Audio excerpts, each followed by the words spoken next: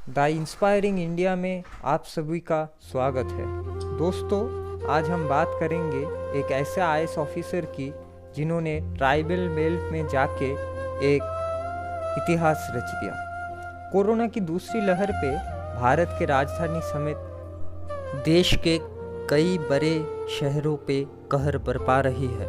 रोज हजारों की संख्या में मौत हो रही है, लेकिन आज एक ऐसे डीएम के बारे में बता रहे हैं जिसने समय रहते भागकर महाराष्ट्र के नंदुरबार में दिसंबर से ही कारगर सिस्टम खड़ा करने की तैयारी शुरू कर दी और वो काफ़ी कामयाब भी रहे।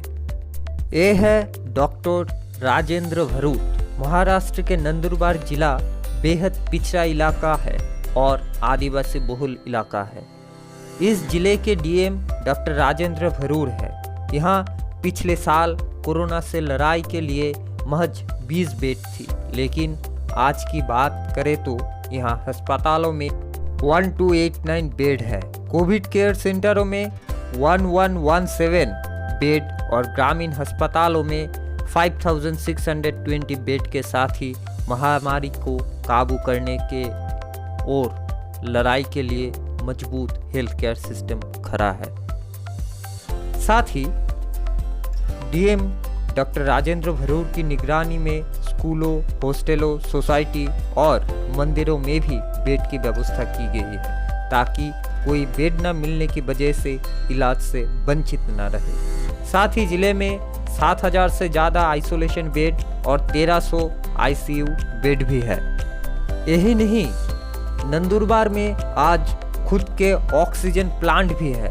इस वजह से इस जिला किसी पर निर्भर नहीं है। डीएम डॉक्टर राजेंद्र भरूच को रेल मंत्री पीयूष गोयल, राज्य के शास्त्र मंत्री राजेश टोपे और बायोकेन चेयरपर्सन किरण मजूमदार शॉ ने तारीफ भी की। वही राज्य के स्वास्थ्य मंत्री ने पूरे महाराष्ट्र में नंदुरबार मॉडल को अपनाने की घोषणा की। एमबीबीएस डॉक्टर है डीएम डॉक्टर राजेंद्र भरूच 2013 के बैच के आईएएस अधिकारी हैं और इन्होंने मुंबई के केईएम अस्पताल से एमबीबीएस किया है। शायद डॉक्टर होने के वजह से वो इस आने वाली जानलेवा महामारी को भाग गए थे, इसलिए आज नंदुरबार मॉडल जैसा सिस्टम दिसंबर से ही खड़ा करने की तैयारी शुरू कर दी थी। आज नंदुरबार में 1200 संक्रमित रोज मिल रहे हैं। डॉक्टर डीएम राजेंद्र भरूच जिला विकास निधि और एसडीआरएफ के फंड से 3 ऑक्सीजन प्लांट लगवा दिए, जहां 3000 लीटर प्रति मिनट ऑक्सीजन तैयार हो रही है।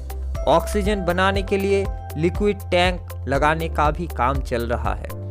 कोरोना मरीज के लिए पिछले 3 महीनों में 27 एम्बुलेंस भी खरीदी गई थी। अभी हम डॉक्टर राजेंद्र भरूच के बारे में कुछ जान लेते हैं। उनका जन्म जनवरी 7, 1988 महाराष्ट्र के एक छोटा सा विलेज सकरी तालुका में हुआ था। उनको जन्म से पहले पिताजी गुजर गए थे।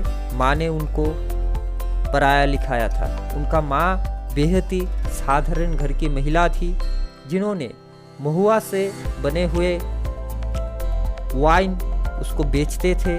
उन लोग रहते थे शुगर केन के बने हुए घर के भीतर। उन्होंने बताते हैं डेली का उनका 100 रुपये का आता था और उससे घर चलता था। उन लोग 3 भाई बहन थे। पढ़ाई में काफ़ी तेज थे, इसलिए जिला स्कूल में जहाँ पे वो पढ़ते थे वहाँ का मास्टर जी के सहयोग से जवाहर नवोदय विद्यालय में उनका एडमिशन हुआ। वहीं से उन्होंने 10th कंप्लीट किया। 12 में उन्होंने उस स्कूल में टॉप किया। फिर उसके बाद उन्होंने डॉक्टर की पढ़ाई शुरू की महाराष्ट्र से। जब एमबीबीएस पढ़ रहे थे, उसी के फाइनल ईयर में उन्होंने आईएएस की एग्ज़ाम भी दी थी और पहले अटेम्प्ट में ही उन्होंने आईएएस क्लियर कर दिया था। उन्होंने पहले इंडियन रेवेन्यू सर्विस में ज्वाइन किया, फिर दोबारा वो आईएएस के परीक्षा देने बैठे।